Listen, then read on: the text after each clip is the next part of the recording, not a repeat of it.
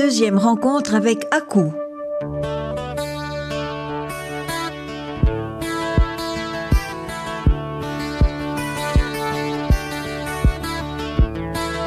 Akou Yaorana, la semaine dernière, vous avez retracé les moments importants de votre vie, regrettant parfois la dureté de votre père, dont vous découvrez tardivement le surnom qui a fait sa renommée dans le monde de la gastronomie, Akajou. Ce monde qu'il vous a d'une certaine façon imposé et dans lequel vous n'avez pas voulu faire carrière. Non, mon frère pareil, il a fini par tailler la route lui aussi parce que c'était devenu trop insupportable de travailler avec papa. Hein. C'était insupportable. On venait au boulot le matin, on n'était pas heureux, on n'était pas bien. Mon petit frère a failli par avoir un accident grave. Donc, il pleuvait. Je me rappelle, il me racontait. Normalement, il arrive très tôt au restaurant. Et ce jour-là, de fatigue, j'imagine. Le réveil a dû sonner comme d'habitude, mais il ne s'est pas réveillé à temps. Alors, pour essayer d'arriver rapidement au restaurant, il a filé. Et boum, la voiture qui a fait des tonneaux. Il s'est retrouvé à l'hôpital, hospitalisé pour 1 mois, je crois. Est-ce que je dois le dire quand papa a entendu ça? Il a eu une réaction incroyable, hein, donc de sévérité, exigence. Oui. Absolument. Il était glacial, hein, donc avec ses 2 garçons. Il était glacial. Et pas de sentimentalité avec ses enfants. Voilà, pas de sentiment. On était encore plus exigeant avec eux qu'avec les employés. Absolument. C'était le message qu'il a voulu faire passer. Ça, je l'ai bien compris. Hein, donc, Et puis, j'ai fini par commettre un impair. J'ai fini à aller poser une question à ma maman. J'ai failli recevoir une dizaine de claques pour la question que je lui ai posée, parce que j'ai dit, maman, notre papa, j'ai l'impression qu'il nous aime pas. Hein? Et je lui fais, mais on est vraiment ses fils. J'ai fait. Alors là, donc j'ai compris qu'il fallait pas. Oui, il fallait pas douter de. Donc j'ai compris que j'ai dit une grosse bêtise, quoi. Hein? On était vraiment ses fils, mais enfin, il y avait de quoi douter parce que mon frère et moi, hein, surtout les 2 garçons, on finissait par se dire, mais enfin, comment il peut nous traiter comme ça? Surtout que vous aviez des enfants, vous saviez ce que c'était qu'aimer ces enfants. Voilà, donc je n'ai jamais reproduit sur mes enfants le même comportement glacial de notre papa.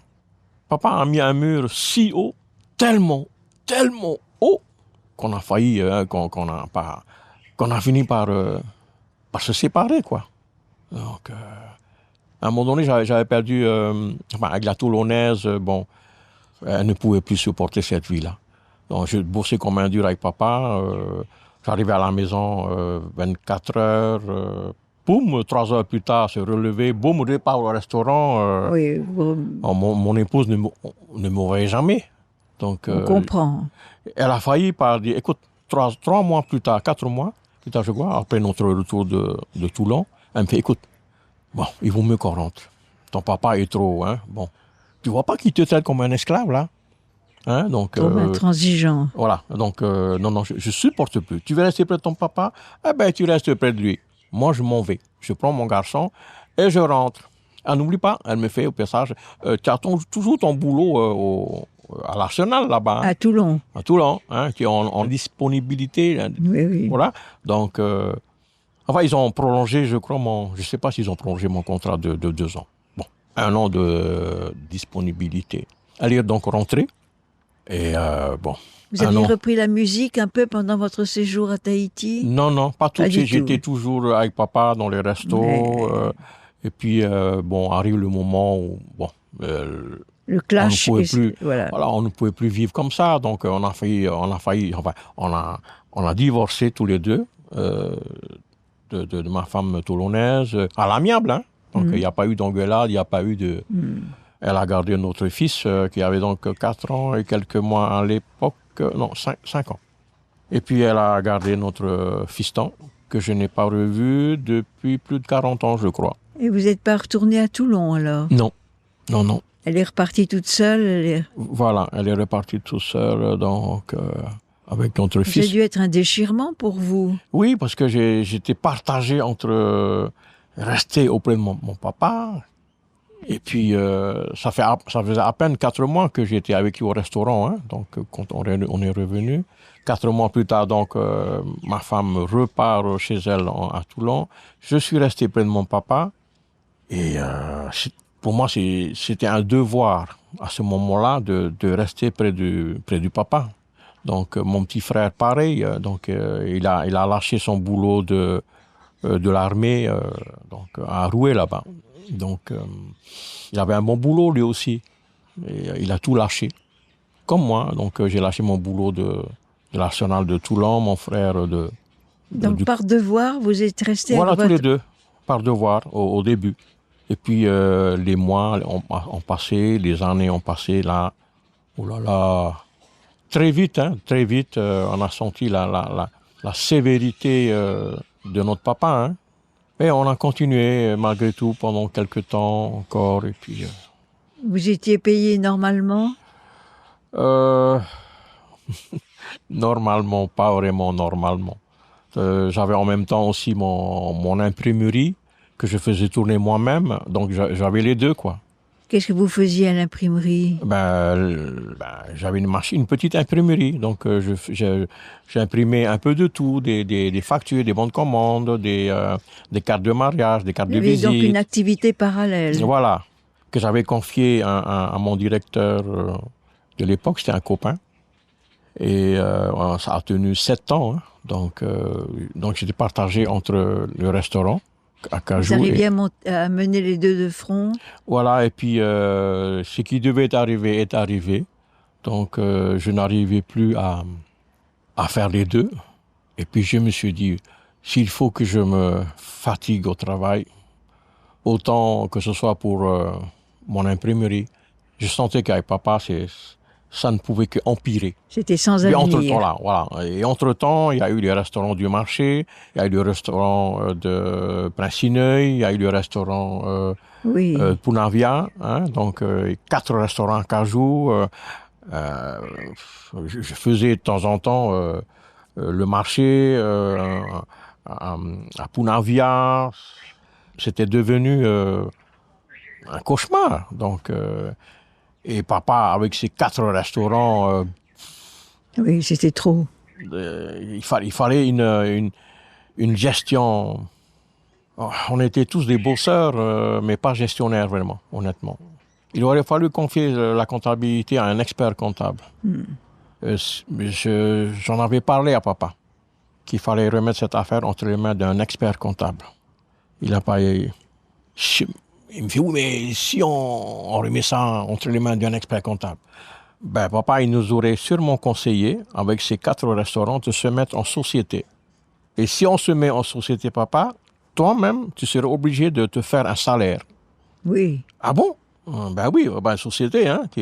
Tout le monde doit avoir un salaire. Le gestionnaire doit avoir un salaire défini par les machins, les statuts et tout, hein, de la société. Tu serais un salarié, comme nous tous. Et puis finalement, il n'a pas. On est resté donc. Puis il y a Suzanne, son mari Richard.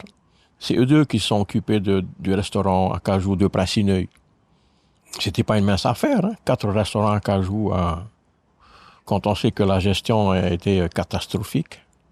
Bon, je mise uniquement ça sur une mauvaise gestion. On va pas commencer à dire que c'est la faute d'un tel. Hein. Une gestion saine, ça aurait été impeccable. On aurait encore les restaurants à Cajou aujourd'hui.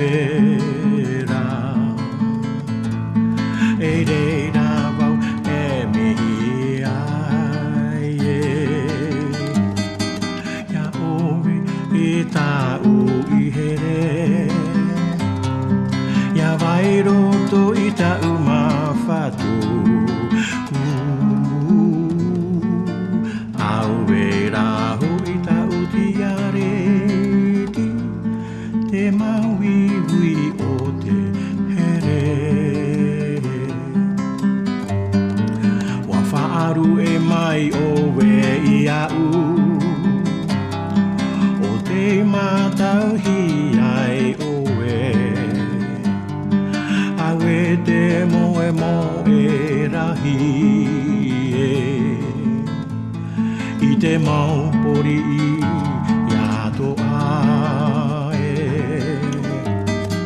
ia whaaroa wau te himene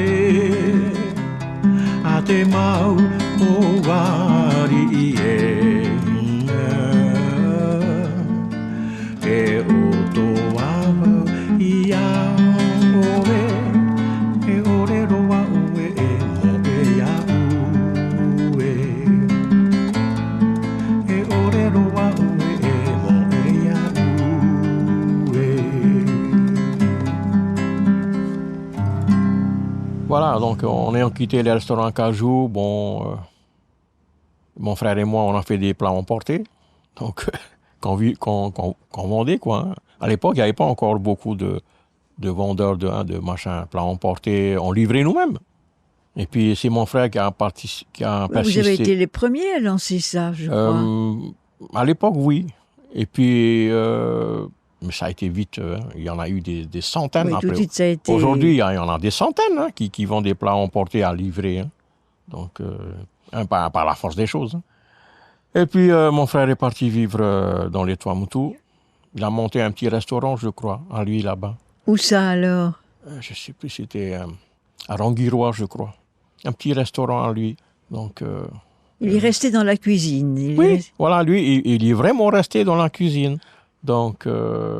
il avait appris tous les secrets de votre père. Peut-être pas tous les secrets de papa, mais il en connaissait pas mal quand même. Hein, non, papa, c'était un artiste. Hein, donc, il avait... il m'a dédicacé un de ses livres.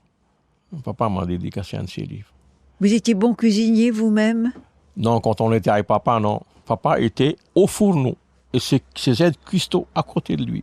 Ces garçons, mon petit frère, c'était la gestion. Il faisait ce qu'il pouvait. Moi, j'étais dans la salle avec les filles, quoi. Et puis, certains mahous très sympathiques de l'époque, à bosser comme des fous, quoi. Mm. Et, mon Dieu. Et l'imprimerie marchait. Voilà. Et puis, jusqu'à un moment donné où j'ai senti que, oula, ça commençait à... Il fallait choisir entre le restaurant et puis l'imprimerie. J'ai fini par choisir l'imprimerie, c'était trop tard, donc elle a commencé déjà à... Et après, ça a été la faillite, quoi. Hein.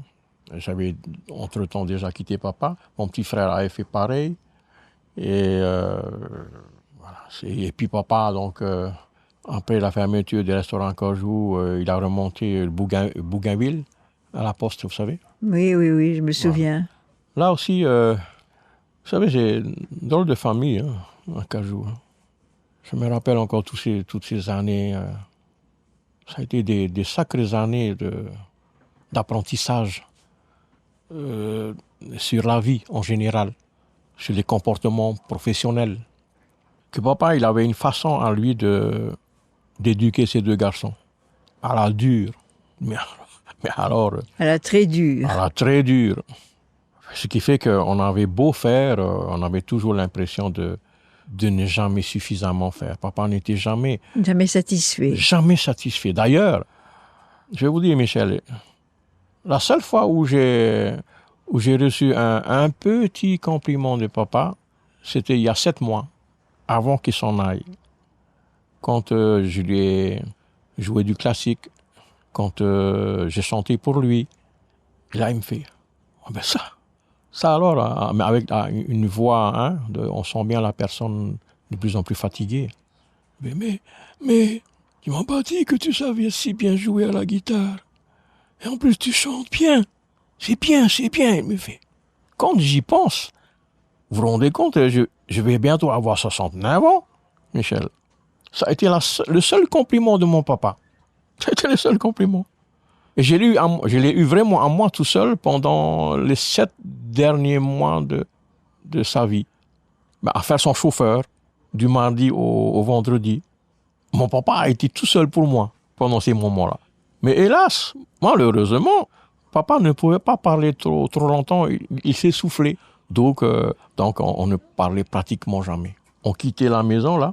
D'abord, j'allais le récupérer chez ma sœur à Paea.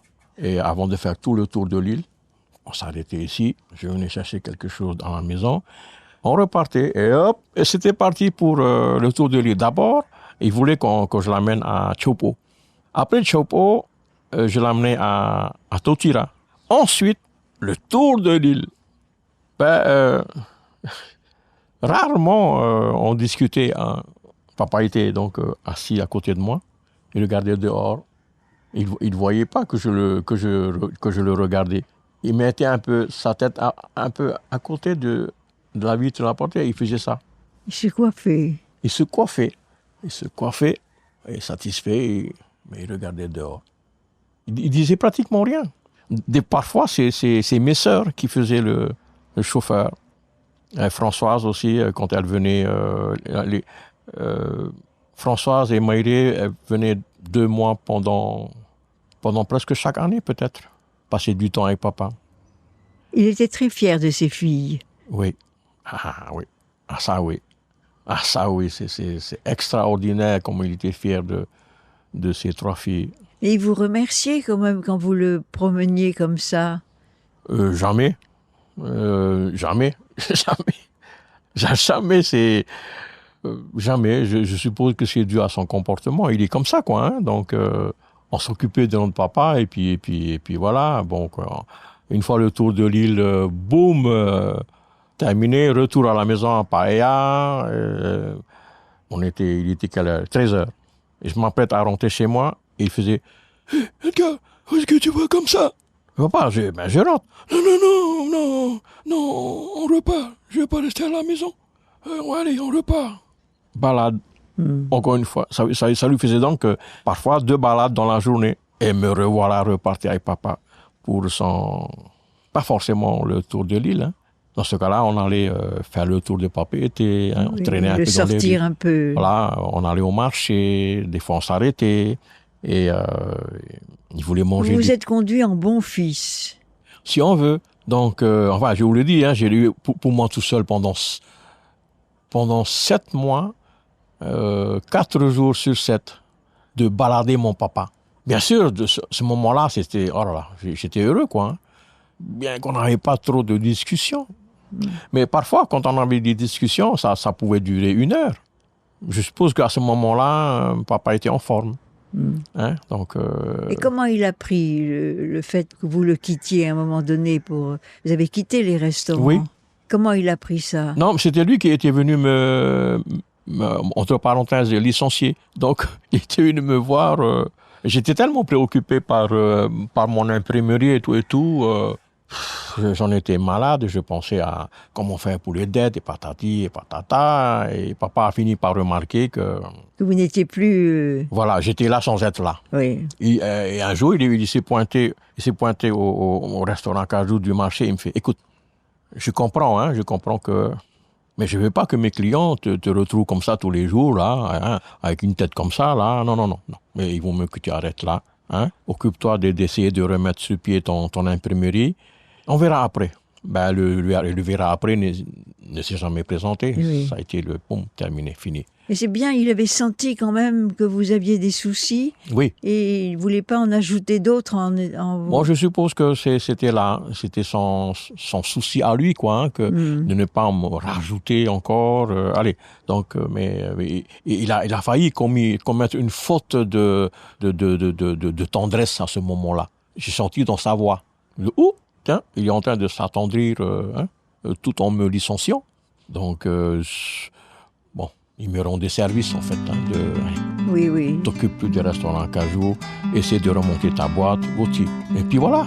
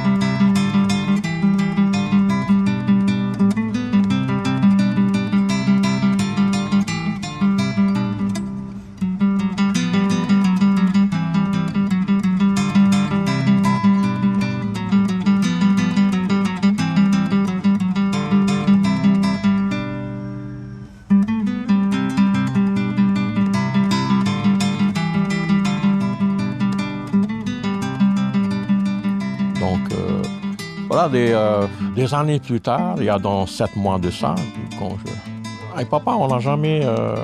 Si, il m'a dit une seule fois.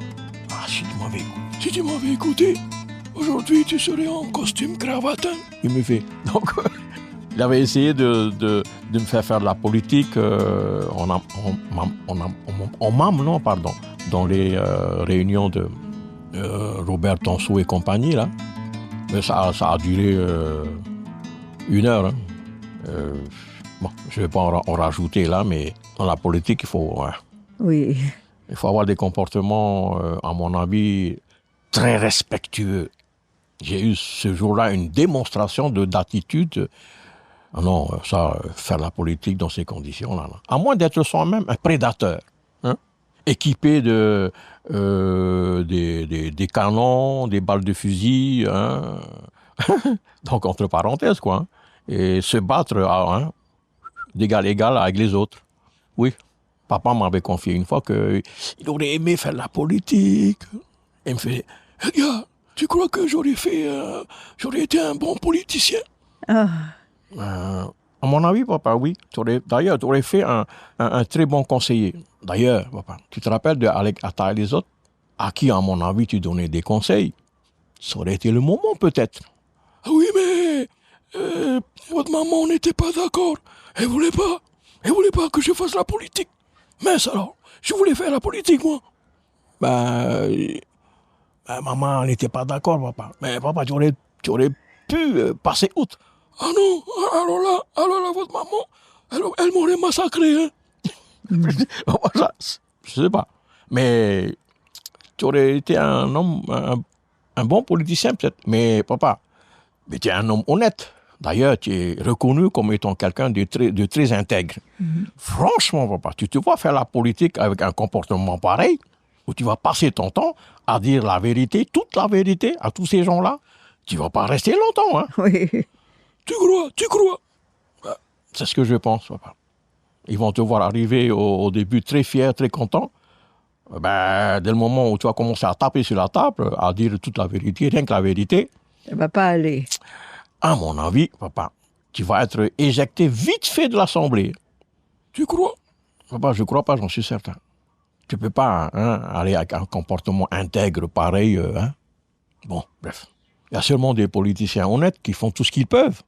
Mais ils se sont peut-être vite aperçus que c'est pas un milieu où l'honnêteté peut traîner longtemps. Et ils disaient, au moins vous avez du poisson à manger. Oui, mais papa, on mange du poisson tous les jours presque à cause de toi. Je suis fiou de nettoyer le poisson du mois. Hein? Arrête, n'achète plus. Et toi, Edgar, au lieu de rigoler quand un idiot là, quand papa te demande la prochaine fois de t'arrêter pour prendre le poisson, ne t'arrête plus. J'en ai marre de nettoyer le poisson. Et puis voilà, donc... Et à côté de ça, la musique, vous continuez un peu? Oui, bien sûr, je continue un peu. Il y a l'association Poésie La Première m'a demandé d'écrire, de composer quelque chose. Ah. Donc, je dois presque avoir terminé, là. Sur quoi? On vous a donné un thème spécial? L'association, donc, sur les marathoniens. Vous savez, les marathoniens, les VA, là. Oui. Donc, la semaine prochaine, je devrais avoir terminé. J'espère bien qu'il y en aura d'autres. Donc, la musique, je veux continuer. Je veux en faire un gagne-pain, mais j'espère que la santé ne va pas me... Non, je suis un petit jeune, je n'ai même pas 70 ans. Hein, à peine 69. Parce que vous êtes à la retraite maintenant? Oui. Oui. Donc, bon. Avant d'arrêter mes activités officiellement, il y a 6 ans de ça, je donnais des cours de solfège, des cours de guitare classique. Beaucoup de classiques, des cours de... je voulais former des guitaristes classiques. Apprendre aux Polynésiens à accompagner autrement les chants polynésiens, d'une certaine manière. Donc, c'est dommage. Hein? J'ai jamais pu réussir parce qu'à chaque fois, ils disaient que c'est trop difficile, monsieur, c'est trop difficile d'apprendre à jouer comme ça, avec les doigts. On a l'habitude de frapper et tout. Quand je donnais des cours à Noutania pendant 5 ans, à des détenus. Des prisonniers, oui. Oui. Au début, le solfège a duré presque 2 ans. Et après, ils ont fini par me dire, monsieur, écoute, Solfège, non. Apprends-nous plutôt à faire la bringue comme il faut. Donc, et j'ai fini par arrêter le solfège à Noutania pour apprendre des chants de bringue. Et mon bouquin de paroles de chants haïtiens, j'en ai fait au moins peut-être une quarantaine des détenus. Par exemple, Michel, ce chant-là. À la manière tahitienne, c'est comme ça. Maete manuete maure urie Te ta'i maira te hitia uroi. À la manière classique, Oui. dès qu'on commence à maîtriser un peu, la même chanson. Maete manuete maure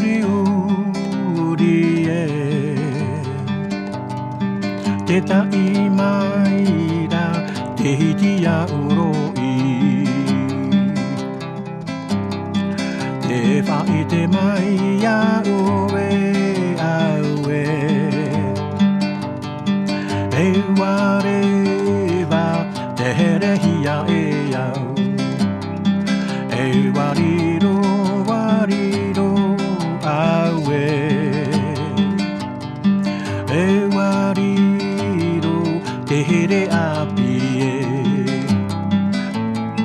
E wariro te here apie. Ça c'est la manière classique. C'est plus, c'est moins bruyant que. Oui.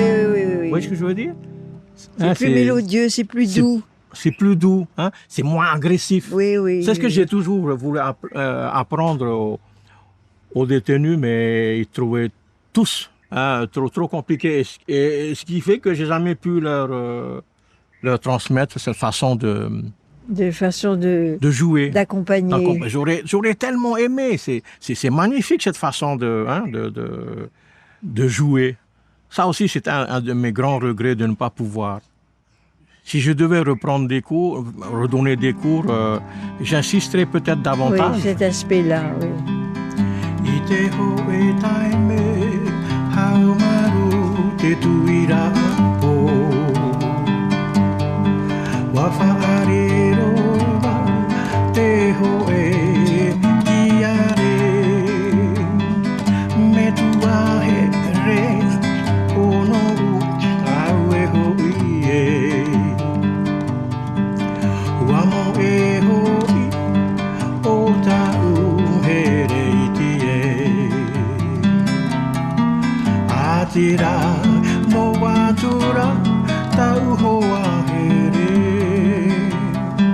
Te vaira tura e te taime. Ai ta'u e whaariro ia o wena. Te hoe tiare e mo e ane. Te whana i te motie i te vai puna. Te whana i te motie i te vai puna.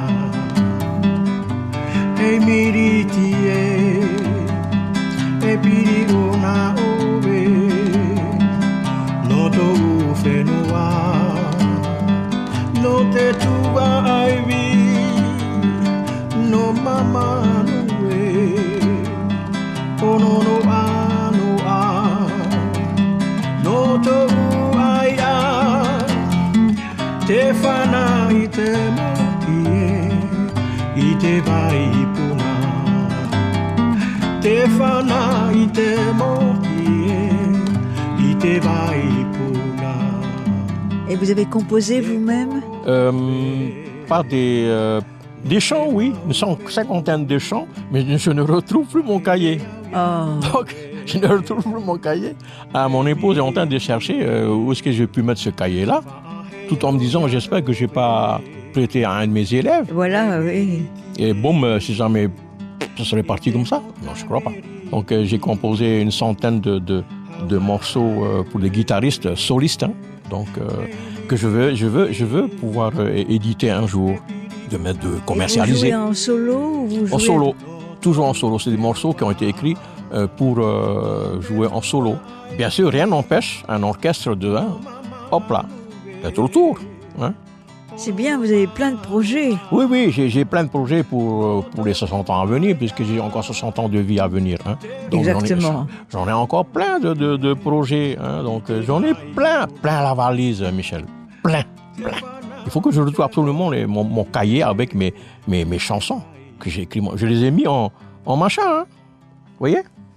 Je les ai tous mis comme ça. Ah oui, avec les portées, avec les... Voilà, donc des portées avec ici instrumental, ici la partie mélodique et puis les paroles. Et c'est le classique que vous préférez maintenant? Oui, avec les chants haïtiens accompagnés à ma manière, de cette façon-là. Oui. Non pas le machin là. Hein. Oui, donc si la musique de Hakou vous a plu, il suffit de l'appeler au 87 21 48 37. Aussi bien pour des chansons tahitiennes voilà, que aussi pour bien des pour des morceaux chansons tahitiennes de que pour mélodies classiques. Que pour des mélodies classiques. Je peux jouer pour vous, hein, pour le mariage, l'anniversaire. Surtout, n'hésitez pas. Hein. Hakou, à peine 69 ans, c'est un artiste... J'espère bien que d'autres sociétés vont m'appeler pour les professionnels, par exemple. Hein, donc, s'ils veulent que j'écrive leur partition, je peux le faire. Je sais écrire la musique. Professionnel ou amateur, je peux écrire. Hein, donc, il suffit de m'appeler. Un parolier peut composer une chanson, vous pouvez lui trouver une mélodie, vous pouvez l'accompagner. Absolument. Mais maintenant, je voudrais partager ce don-là. Donc, et puis rendre les gens heureux. Et ma retraite, depuis toujours, tous les jours, j'ai ma guitare à la main. Et puis, et je joue. Je n'arrête jamais. Être fou, je ne sais pas ce que c'est. M'ennuyer, je ne sais pas ce que c'est. Je ne m'ennuie pas. J'ai une chance pas possible. J'ai cette boulimie de créativité. La musique est toujours là. Je me dis, finalement, papa m'a laissé quelque chose. Ce truc, il a des choses bien faites. Oui, le goût de la perfection. Voilà. Donc, de faire quelque chose bien, parfaitement bien. En fait, c'est ça mon héritage, je crois. Ben, c'est un bel héritage. Bien sûr, c'est un bel héritage. Il y avait quand même un grand respect de votre part pour votre père et de l'affection, mine de rien. Bien sûr. Aujourd'hui, quand j'y pense, je me dis que finalement... Il vous a légué des qualités qui vous ont permis d'exprimer par la musique. Ben oui, donc... par exemple, papa m'a entendu jouer comme ça, ces derniers mois, quoi. Je jouais pour lui, du classique. Je chantais pour lui.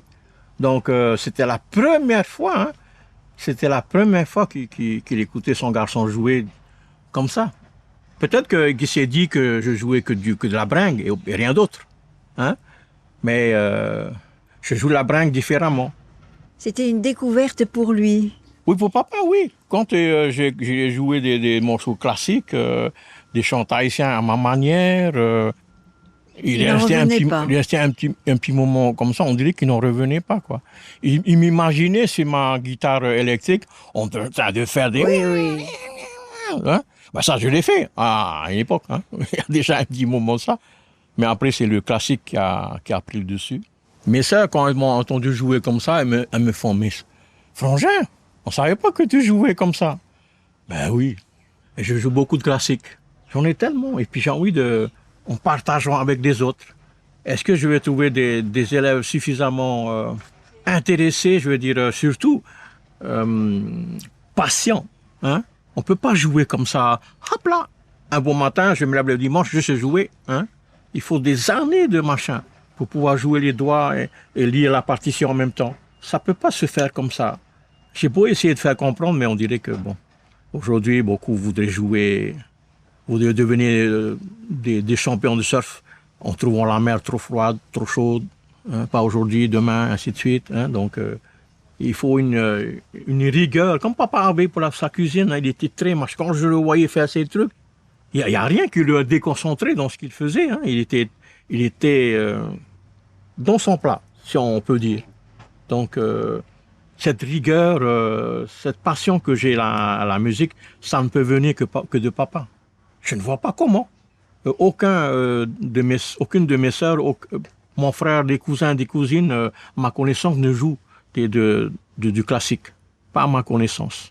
Mais c'est un don. Oui. C'est un don. Qui vous vient de qui? Est-ce que votre maman jouait de la musique? Absolument pas, aucune note. Papa me disait que... Il m'a raconté comment il a dragué maman.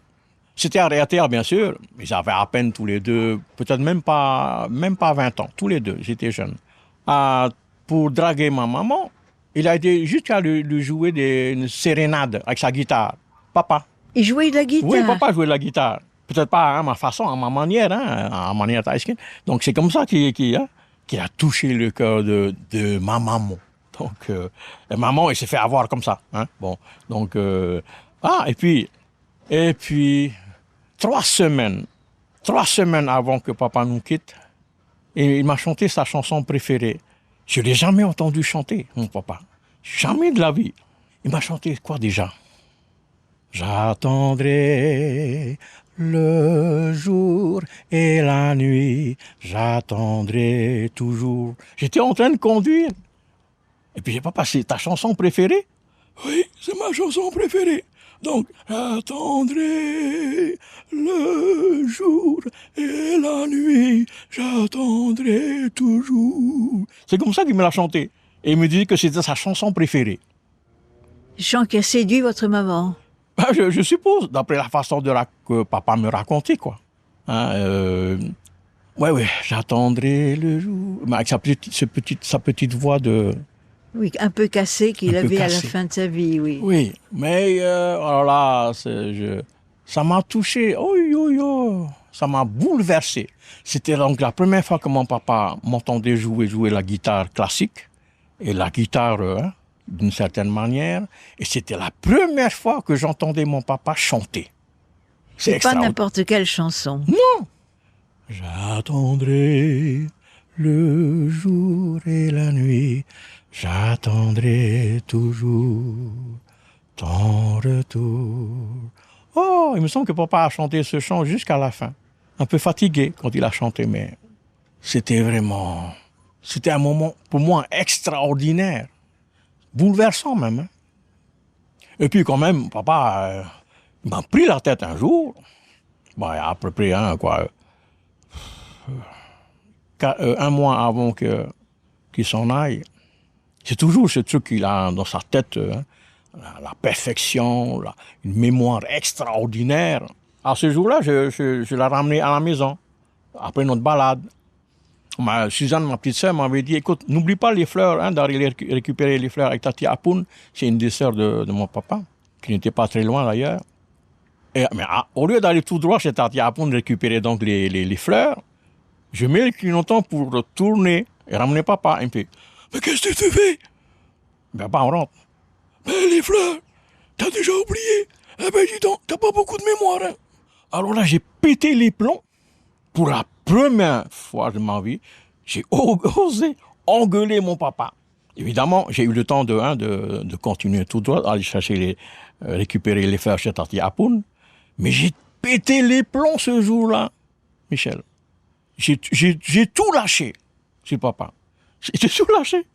Donc, mais enfin, c'est pas possible. Tu me fais tout un truc parce que j'ai oublié.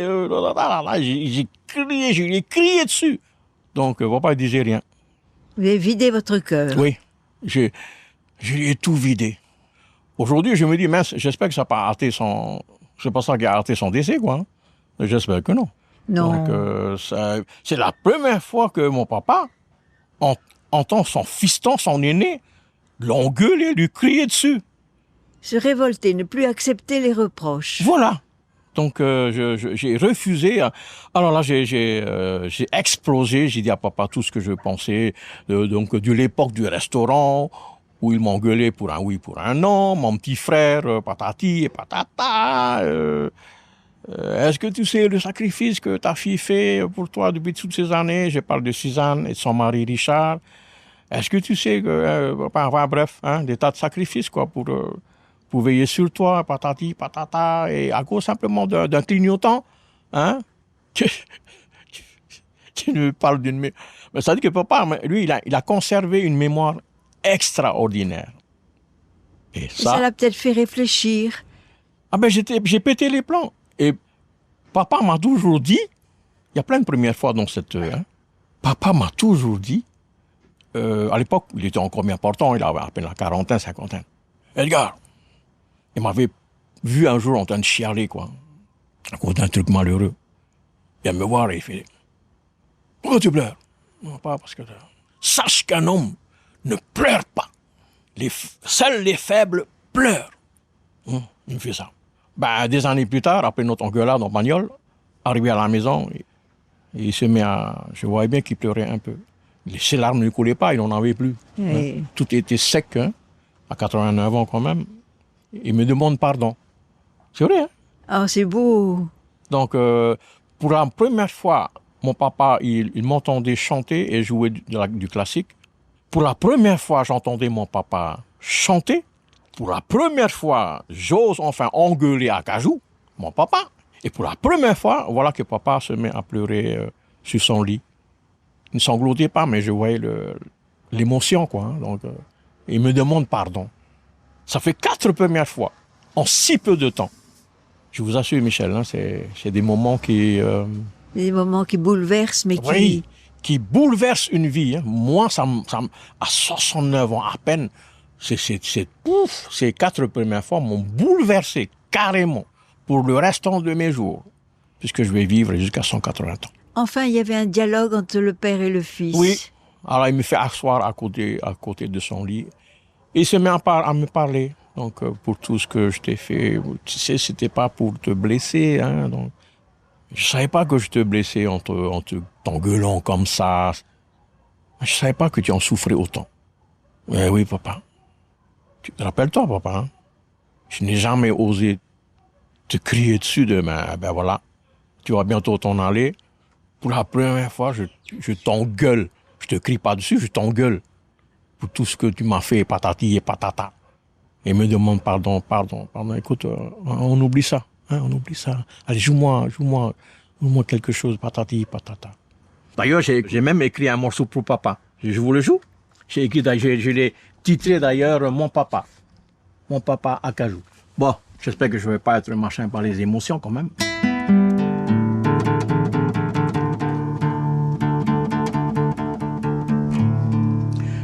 Je l'ai écrit pour papa en 2016, septembre 2016. Ne me demandez pas pourquoi, je ne sais pas pour quelle raison.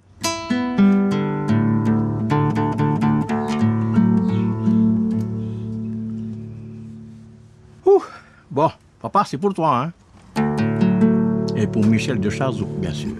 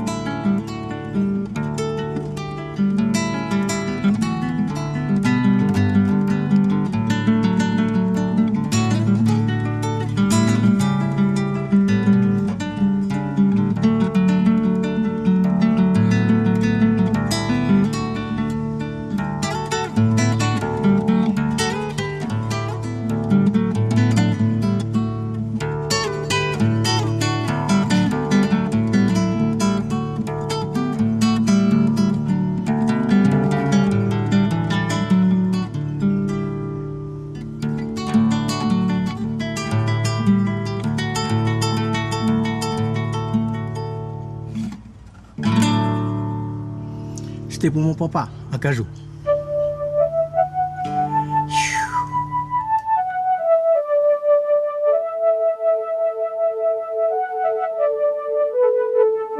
Beau message d'amour, Akou, auquel votre père a sûrement été sensible. Merci, Akou, et continuez à composer. Merci à Touiva Lambert qui a réalisé cette émission.